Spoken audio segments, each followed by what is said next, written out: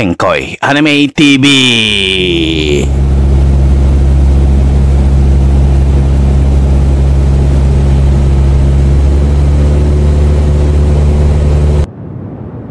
Makinig kayo, ganito ang gawin natin. Oras na malapit na tayo sa Kakin Empire, hindi na natin hihintayin pa na makababa ang eroplano. Dahil ang gagawin natin ay tatalon tayo mula sa eroplanong ito. Nang sa ganon, mapapabilis ng kaunti ang paghahanap natin kay Leorio at Kurapika. Huwag kayo mag-alala dahil gagawa ko ng isang hayop na lumilipad. Yun ang gagamitin natin pababa.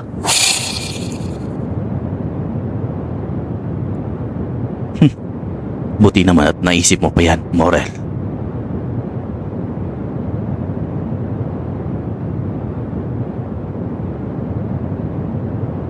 Inaasahan ko na rin kay Master Morel ang ganitong paraan. Kaya naman, hindi na nakakagulat. Tamang-tamang naisip ni Master. Nang sa ganon, mabawasan ang pagkainip ko dito sa eroplano. Wala tayong sasayanging oras dahil ayokong may maabutan tayo na hindi maganda. Kay Gon, na habang wala siya, ay tutulungan namin ang mga kaibigan niya. Kaya naman, hindi namin hahayaan na may mangyaring masama sa kanila. Meron na lang tayong 30 minuto para makarating doon, kaya maghanda na kayo. Maraming salamat. Hindi nagkamali ang Hunter Association na kayo ang ipinasama sa akin pagpunta rito para tulungan si Leorio at Kurapika. Sana hindi pa huli ang lahat. Pabor din sa amin ang pagkakataong ito. Tulad ng sinabi ko, nangako kami kay Gon na tutulungan namin ang mga kaibigan niya. Kaya naman nang nalaman namin ang nangyari, hindi na kami nagdalawang isip pa. Tama ba mga kasama?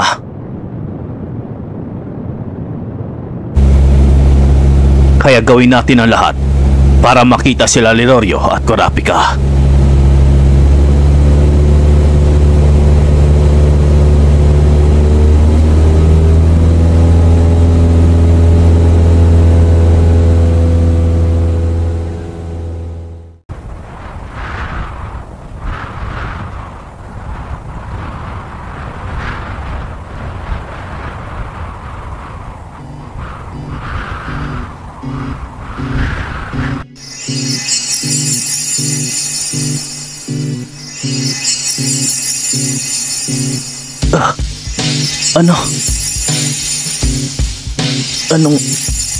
Anong klaseng halimaw yan?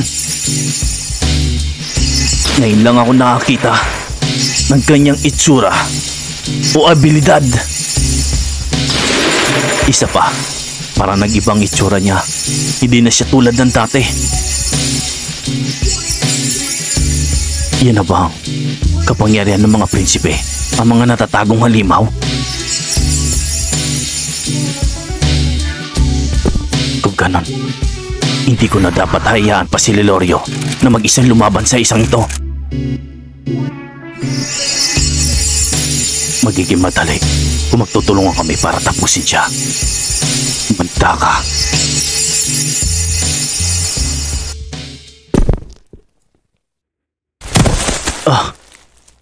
Leorio.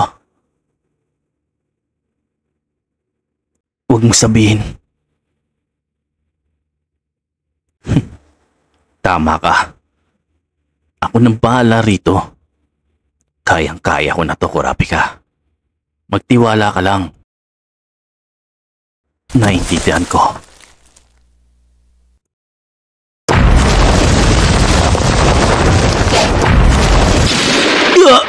Ano?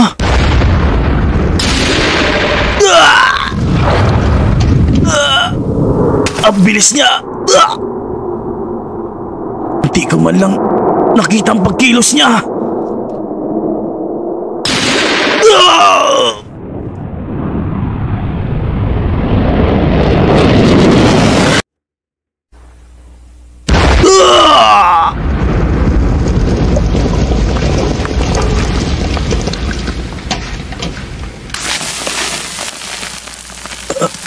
Hindi maganda. Maganda to. Napuruan yata ang lalamunan ko. Napakasakit. Nakakainis. Simula nung nagbago ang anyo niya, mas dumubli pa ang lakas niya. Hindi ko na...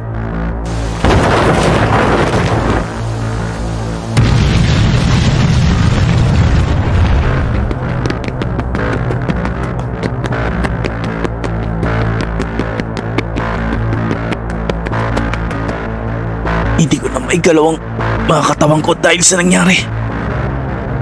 Lagot na.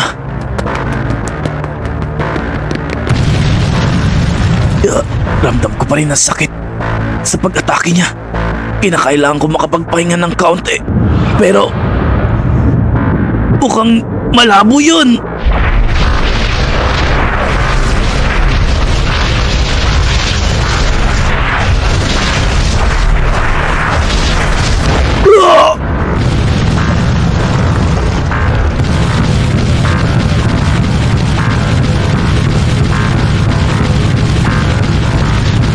Tatapusin ko kayo.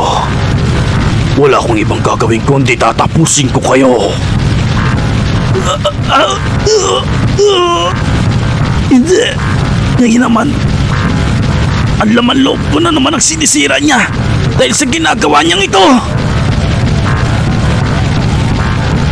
Hindi ka na makakatakas pa sa gagawin kong ito. Kung magtatagal pa ito, baka mawalan na ako ng malay.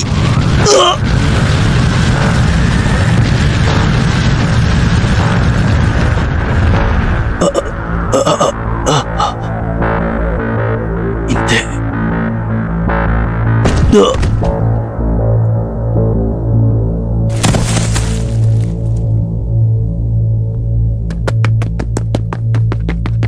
Kainis, sinasabi ko na nga ba, Leorio?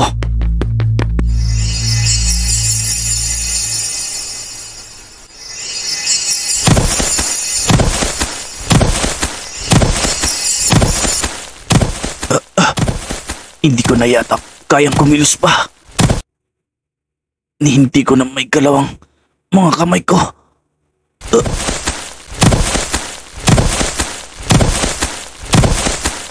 Hindi maganda to. Nangako pa naman ako kay Kurapika na ako nang bahala.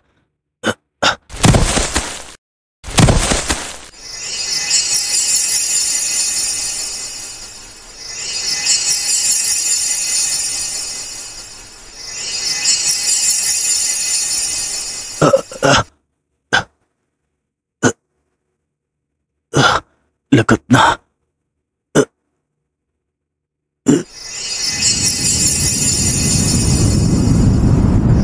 Handa ka na sa magiging katapusan mo ngayon.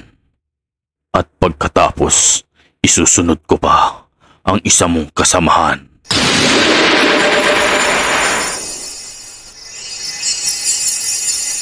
Kawawa ka naman. Wala ka palang pinatpat.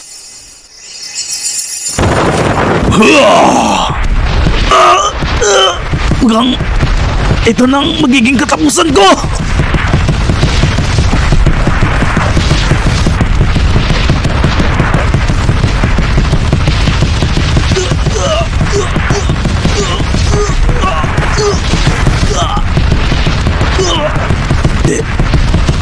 Masyado akong nagpabaya sa labang ito.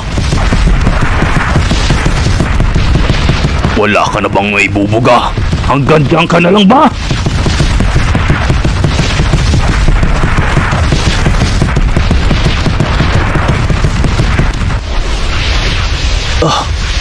Leorio.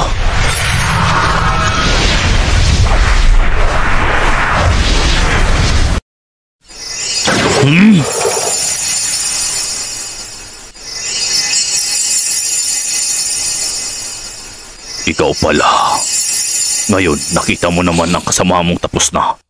Isusunod na kita.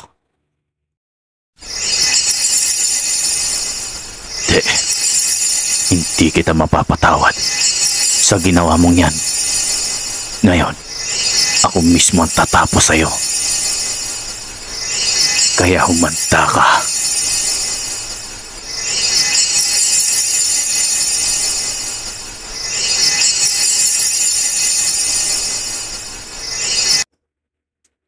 ganon, natalo ako. Hindi ko kayang tulungan ng mga kaibigan ko. Tandaan mo to, Leorio. Pag natalo ka sa isang laban, ibig sabihin nun mahina ka pa. Ibig sabihin din nun, mas malakas ang kalaban mo kaysa sayo. Kung ganon, mahina ako. Kaya naman, hindi ko kayang ipagtanggol ang mga kaibigan ko. Kaya naman sa laban, wag na wag kang magpapatalo. Dahil kung panalo ka sa laban, ibig sabihin nun mas malakas ka at lumalakas ka pa. Manatili kang maging malakas, Leorio.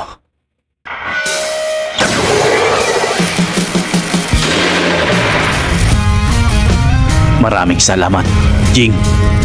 Hindi ako makakapayag na mas malakas siya kaysa sa akin.